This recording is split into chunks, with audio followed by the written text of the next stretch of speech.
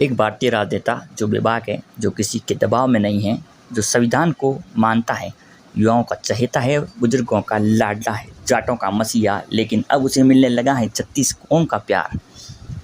जी हाँ, हम बात कर रहे हैं नागौर के सांसद हनुमान बेनीवाल की, जो जेल जाता है युवाओं के लिए, लेकिन वो चाहता तो मंत्री बनकर कभी भी बाकी नेताओं की तरह अपनी ज़िंदगी को आराम से गुजार सकता था, लेकिन उसके मन में है कुछ और।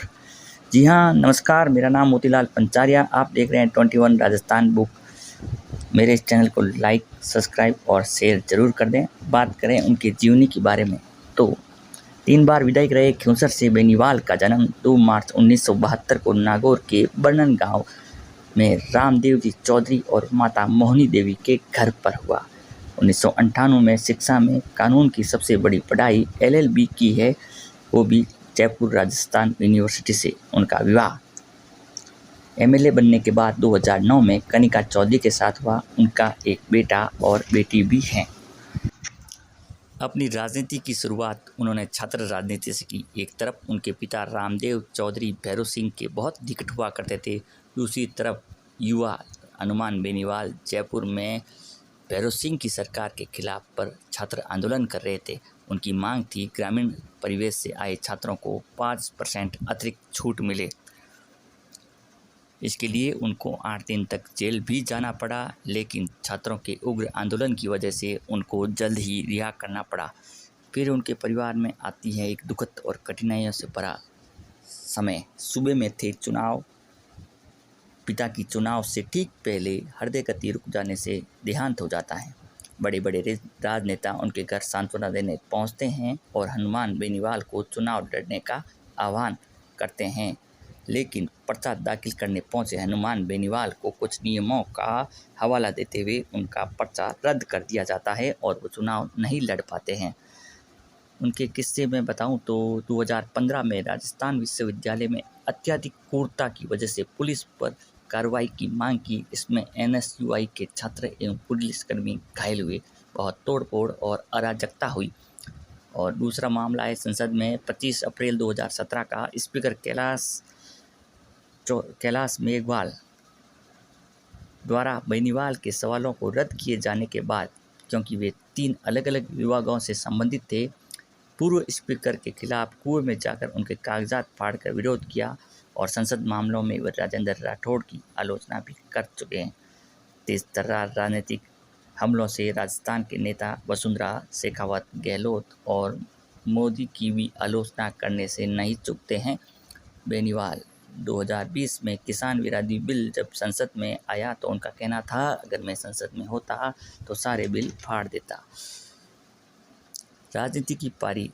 उन्होंने सबसे पहला चुनाव हरियाणा के ओम प्रकाश चौटाला की पार्टी से 2003 में नागौर की मुडवा सीट से लड़ा, लेकिन 2003 के चुनाव में राजस्थान की दीवारों पर 2003 चुनाव में राजस्थान की दीवारों पर सिर्फ एक ही बात पोती थी, चश्मे का निशान था और मुख्यमंत्री किसान होगा। चश्मे का निशान होगा, मुख्यमंत्री किसान होगा। पहली बार 1994 में वे महाराजा कॉलेज से चुनाव जीते थे, पहला। अब हम बात करें उनके चुनाव की तो सबसे पहला चुनाव वो हार गए, उसमें उषा पूनिया जीती थी और वो दूसरे नंबर पर रहे। मात्र 3300 वोटों से वो हार गए। इस चुनाव में उनके सामने हबीबुल रहमान और उषा पूनिया थी, इसमें उषा पूनिया जीत गई, जो विजय पूनिया की पुत्रवधू थी। ये चुनाव है जब वो ओम प्रकाश चौटाला की पार्टी से लड़े। नागौर की पहचान मिर्जा खानदान और उभरता बेनीवाल।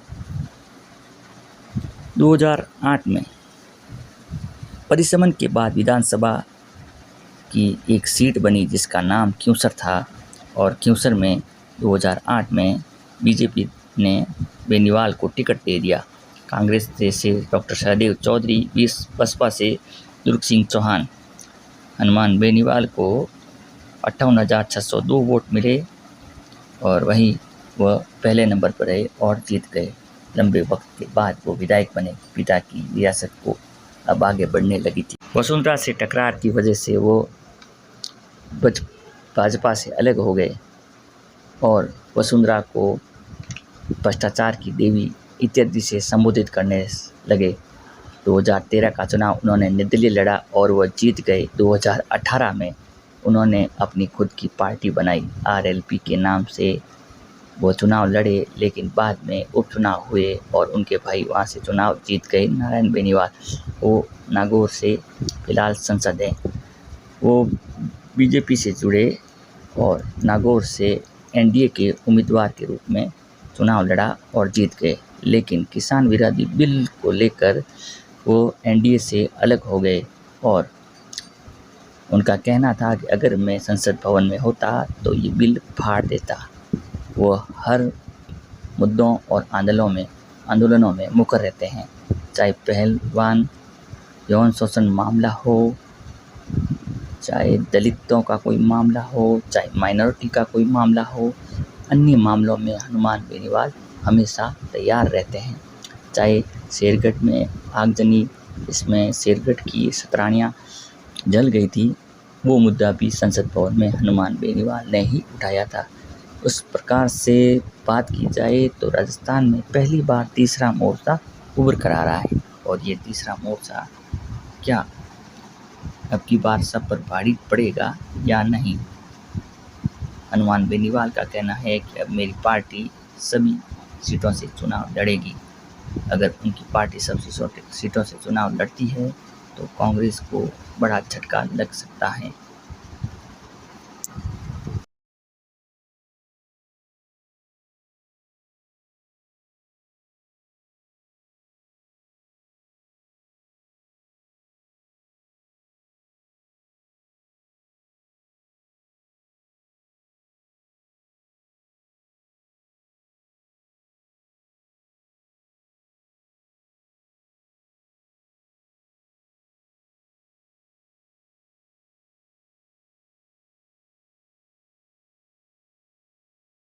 के साथ बनी थी, जिसका गठन कर्ज मुक्त किसान, जवान को रोजगार, मजबूत लोकायुक्त, अपराध मुक्त भय मुक्त राजस्थान के नारे के साथ हुआ था।